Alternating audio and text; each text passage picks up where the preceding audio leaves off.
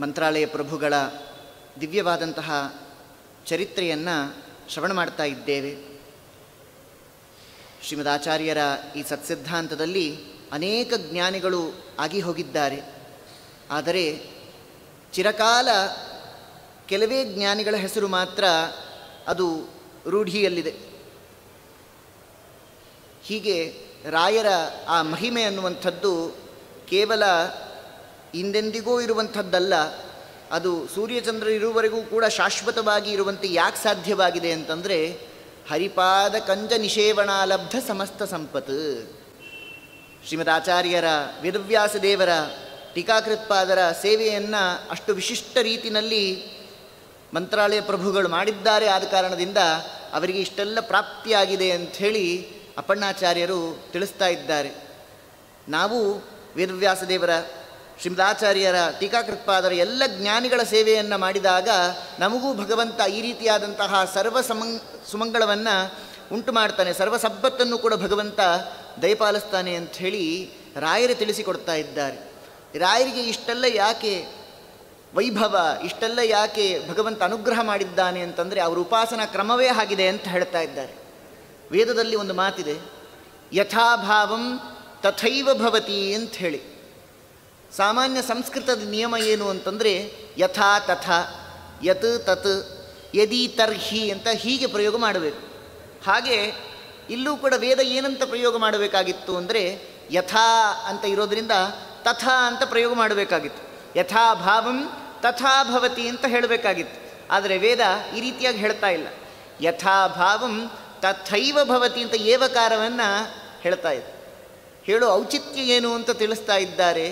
ನಮ್ಮ ಉಪಾಸನಾ ಕ್ರಮಕ್ಕೂ ಜ್ಞಾನಿಗಳ ಉಪಾಸನಾ ಕ್ರಮಕ್ಕೂ ಇದೇ ವ್ಯತ್ಯಾಸ ಅಂತ ಹೇಳ್ತಾ ಇದ್ದಾರೆ. ಏನು ಅಂತಂದರೆ ರಾಯರು ಇಷ್ಟು ವಿಶಿಷ್ಟವಾದಂತಹ ರೀತಿಯಲ್ಲಿ ಭಗವಂತನ ಉಪಾಸನೆಯನ್ನು ಮಾಡಿದ್ದಾರೆ. ಅದಕ್ಕೋಸ್ಕರ ಇಷ್ಟೆಲ್ಲ ಸಂಪತ್ತನ್ನು ಭಗವಂತ ಕೊಟ್ಟಿದ್ದಾನೆ.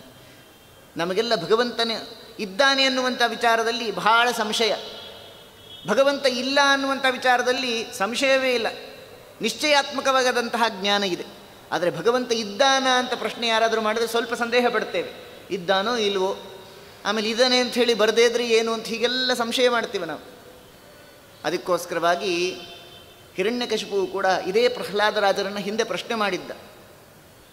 ಸ್ತಂಭೇನ ದೃಶ್ಯತೆ ಅಂತ ಪ್ರಶ್ನೆ ಮಾಡ್ತಾ ಇದ್ದಾನೆ.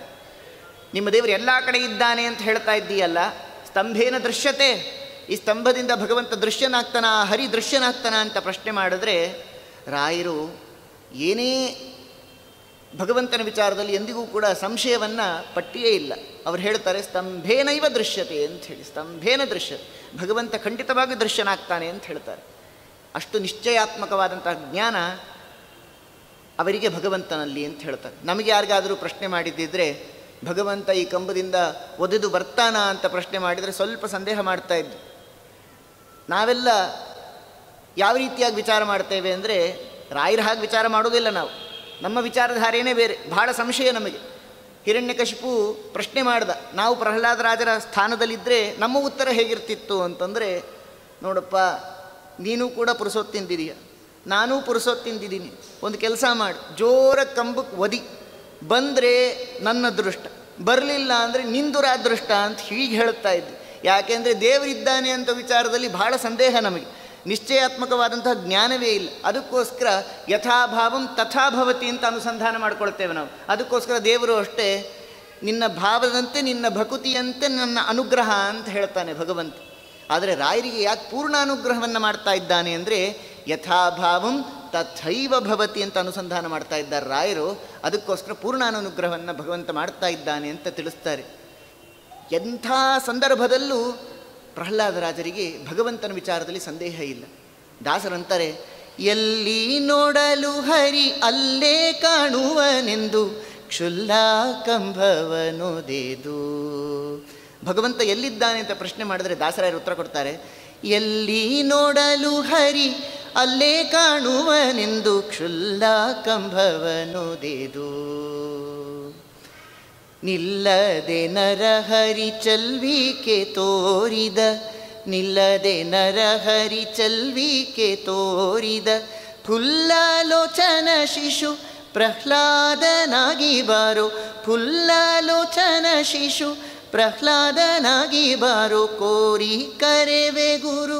ಶ್ರೀರಾಘವೇಂದ್ರನೇ ಬಾರೋ ಮಹಾ ಪ್ರಭುವೇ, ಬಾರಯ್ಯ ಬಾಬಾ ಬಾರೋ ಮಹಾ ಪ್ರಭುವೇ.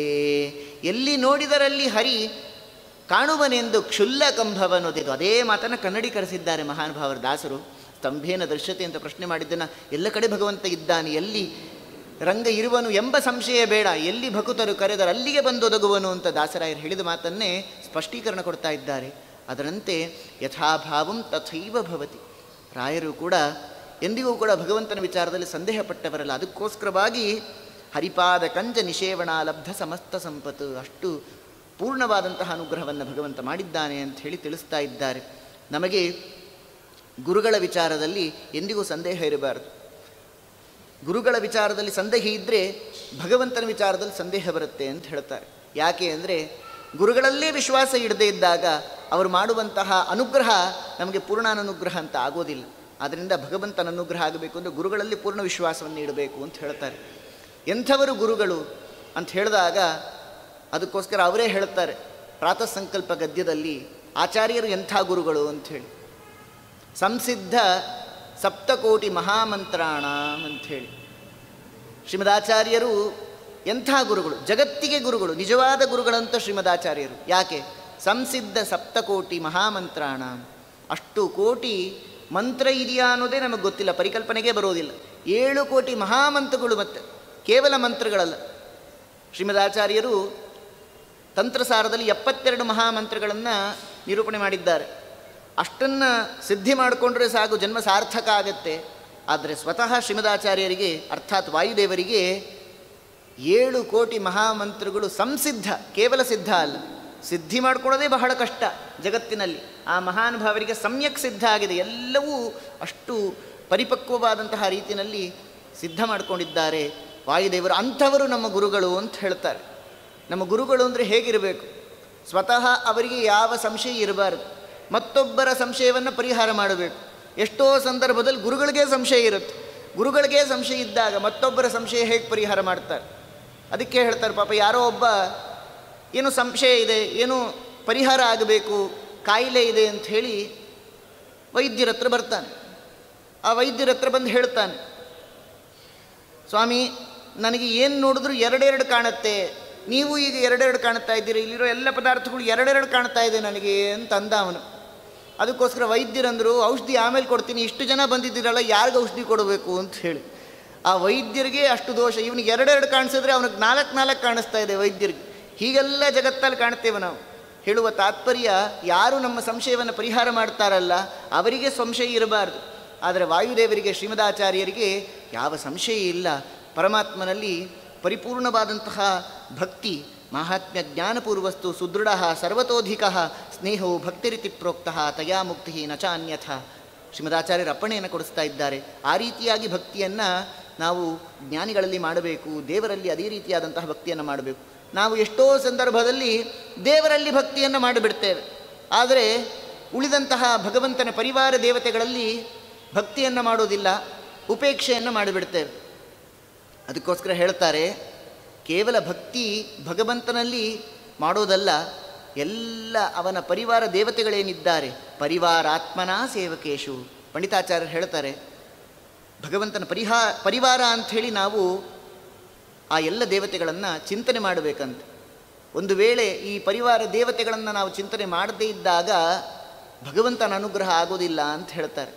ಅದರಿಂದಾಗಿ ನಾವು ಭಗವಂತನಲ್ಲಿ ಎಷ್ಟು ಭಕ್ತಿಯನ್ನು ಮಾಡ್ತೇವೆ, ಉತ್ತಮತ್ವೇನ ಸರ್ವೋತ್ತಮತ್ವೇನ ಭಗವಂತನಲ್ಲಿ ಎಷ್ಟು ನಾವು ಭಕ್ತಿಯನ್ನು ಮಾಡ್ತೇವೆ, ಉಳಿದಂತಹ ಎಲ್ಲ ಅವನ ಪರಿವಾರ ದೇವತೆಗಳಲ್ಲಿ ತಾರತಮ್ಯಯುತವಾಗಿ ಭಕ್ತಿಯನ್ನು ಮಾಡಿದರೆ ಮಾತ್ರ ಇದು ಭಕ್ತಿ ಅಂತ ಕರೆಸ್ಕೊಳುತ್ತೆ. ಇದೇ ಮಹಾತ್ಮ್ಯ ಜ್ಞಾನ. ಅದಕ್ಕೋಸ್ಕರ ಒಂದು ಕಥೆಯನ್ನು ನಿರೂಪಣೆ ಮಾಡ್ತಾರೆ. ಇಂತಹ ಮಹಾಜ್ಞಾನಿಗಳನ್ನು, ರಾಯರನ್ನು, ಉಳಿದಂತಹ ಅನೇಕ ದೇವತೆಗಳನ್ನು ನಿರ್ಲಕ್ಷ್ಯ ಮಾಡಿದ್ರೆ ಏನು ಗತಿಯಾದೀತು ಅಂಥೇಳಿ ಒಂದು ಕಥೆಯನ್ನು ಹೇಳ್ತಾರೆ. ಎಷ್ಟೋ ಸಂದರ್ಭದಲ್ಲಿ ರುದ್ರದೇವರ ಗುಡಿಗೆ ಹೋಗಲ್ಲ ಕೆಲವರು. ಹುಲಿ ಅಟ್ಟಿಸ್ಕೊಂಡು ಬಂದಿದೆ ನಮ್ಮನ್ನು. ಆ ಹುಲಿ ಅಟ್ಟಿಸ್ಕೊಂಡು ಬಂದು ನಮ್ಮ ಪ್ರಾಣ ಕಳೆದುಕೊಳ್ಳುವಂತಹ ಸಂದರ್ಭ ಬಂದರೂ ಕೂಡ ರುದ್ರದೇವರ ಗುಡಿಲಿ ನಾವು ಪ್ರವೇಶ ಮಾಡೋದಿಲ್ಲ, ಆ ಹುಲಿಗೆ ಆಹುತಿ ಆಗ್ತೀವಿ ಅಂತ ಹೇಳೋರಿದ್ದಾರೆ. ಯಾರು ಮನೋನಿಯಾಮಕ ಅಭಿಮಾನಿ ದೇವತೆನೋ ಮಹಾನುಭಾವರು ರುದ್ರದೇವರು, ಅವರನ್ನು ನಾವು ನಿರ್ಲಕ್ಷ್ಯ ಮಾಡ್ತೇವೆ, ಅವ್ರ ಗುಡಿಗೆ ಹೋಗೋದಿಲ್ಲ ಅಂತಂದರೆ ಎಷ್ಟು ಅನರ್ಥ ಆದೀತು. ನಮ್ಮ ಸಿದ್ಧಾಂತದಲ್ಲಿ ಮಾತ್ರ ಶ್ರೀಮದಾಚಾರ್ಯರು ಎಲ್ಲ ದೇವತೆಗಳಿಗೂ ಕೂಡ ಪ್ರಾಶಸ್ತ್ಯವನ್ನು ಕೊಟ್ಟಿದ್ದಾರೆ, ಮಹತ್ವವನ್ನು ಕೊಟ್ಟಿದ್ದಾರೆ. ಯಾವ ದೇವತೆಗಳನ್ನು ನಿರ್ಲಕ್ಷ್ಯ ಮಾಡಿಲ್ಲ.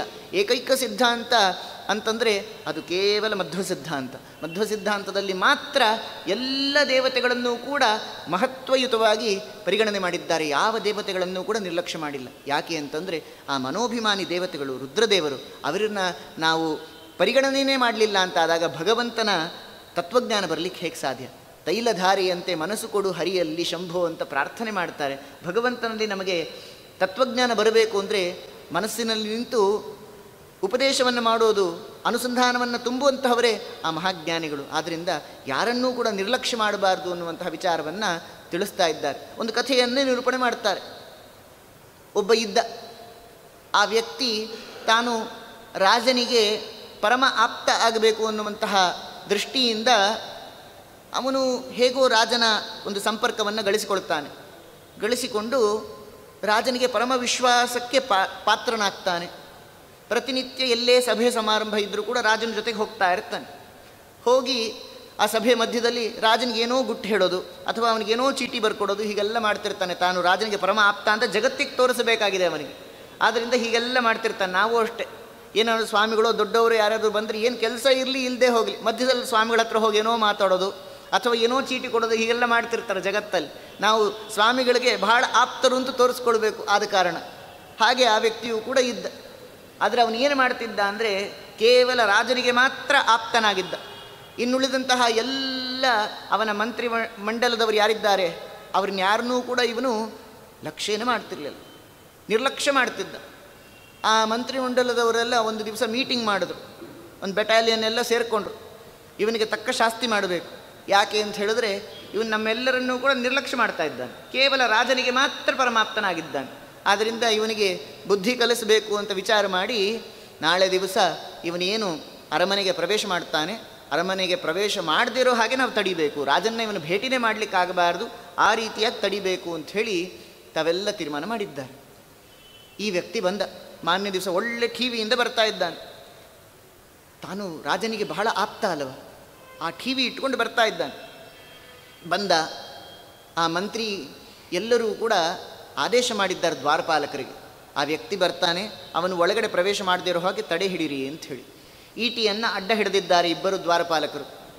ಇವನು ಹೇಳ್ತಾ ಇದ್ದಾನೆ, ನಾನು ಯಾರು ಗೊತ್ತಾ ನಿಮಗೆ, ನಾನು ರಾಜನಿಗೆ ಪರಮ ಆಪ್ತನಾಗಿದ್ದೇನೆ, ಆದ್ದರಿಂದ ಪ್ರತಿನಿತ್ಯ ನೀವು ನನ್ನನ್ನು ನೋಡ್ತೀರಿ, ಆದ ಕಾರಣ ನಾನು ರಾಜನನ್ನು ಭೇಟಿ ಮಾಡಬೇಕಾಗಿದೆ, ನನಗೆ ಒಳಗಡೆ ಹೋಗಲಿಕ್ಕೆ ನೀವು ಅನುಮತಿಯನ್ನು ಕೊಡಬೇಕು ಅಂತ ಹೇಳಿ ಕೇಳ್ತಾ ಇದ್ದಾನೆ. ಅವರಂದರು, ನೀನು ರಾಜನಿಗೆ ಪರಮ ಆಪ್ತ ಆಗಿರಬಹುದು, ನಾವು ಮಂತ್ರಿಗಳ ಆದೇಶವನ್ನು ಪರಿಪಾಲನೆ ಮಾಡುವಂಥವರು, ಆದ್ದರಿಂದ ಮಂತ್ರಿಗಳು ಹೇಳಿದ್ರೆ ಬಿಡ್ತೇವೆ ಅಂತಂದರು. ಇವನು ಯಾಕೋ ಇವತ್ತು ಎದ್ಗಳಿಗೆ ಸರಿಯಾಗಿಲ್ಲ ಅಂಥೇಳಿ ಪಾಪ ಹೆಪ್ಪು ಮೋರೆ ಹಾಕ್ಕೊಂಡು ಮನೆಗೆ ವಾಪಸ್ಸಾದ. ನಾಳೆ ದಿವಸ ಹೋಗೋಣ, ಇವತ್ತು ಯಾಕೋ ಗ್ರಹಚಾರ ಸರಿಗಿಲ್ಲ ಅಂತ ಅಂದುಕೊಂಡ. ಮಾರನೇ ದಿವಸ ಬರ್ತಾ ಇದ್ದಾನೆ. ಪುನಃ ಬಂದಾಗ ಸ್ವಲ್ಪ ಟಿವಿ ಕಮ್ಮಿ ಆಗಿತ್ತು. ಹೀಗೆ ಜಗತ್ತಲ್ಲಿ ನಾವು ಅಷ್ಟೇ ಬೇಕಾದಷ್ಟು ರೀತಿಯಲ್ಲಿ ಮೆರಿತಾ ಇರ್ತೇವೆ, ನನ್ನ ಬಿಟ್ಟರಿಲ್ಲ ಅಂತಿರ್ತೇವೆ. ಯಾವಾಗ ಭಗವಂತ ಸ್ವಲ್ಪ ಅಗೌರವವನ್ನು ಸೂಚನೆ ಮಾಡ್ತಾನೆ ಆಗ ನಮ್ಮ ಯೋಗ್ಯತೆ ಏನು ಅಂತ ನಮಗೆ ಅರ್ಥ ಆಗುತ್ತೆ. ಅದಕ್ಕೋಸ್ಕರ ದಾಸರಂದರು, ಉಬ್ಬದಿರು ಉಬ್ಬದಿರು ಎಲೆ ಮಾನವ, ಹೆಬ್ಬುಲಿಯಂತೆ ಯಮನು ಬೊಬ್ಬಿಡುತ್ತ ಕಾದಿರುವ, ಉಬ್ಬದಿರು ಉಬ್ಬದಿರು ಎಲೆ ಮಾನವ,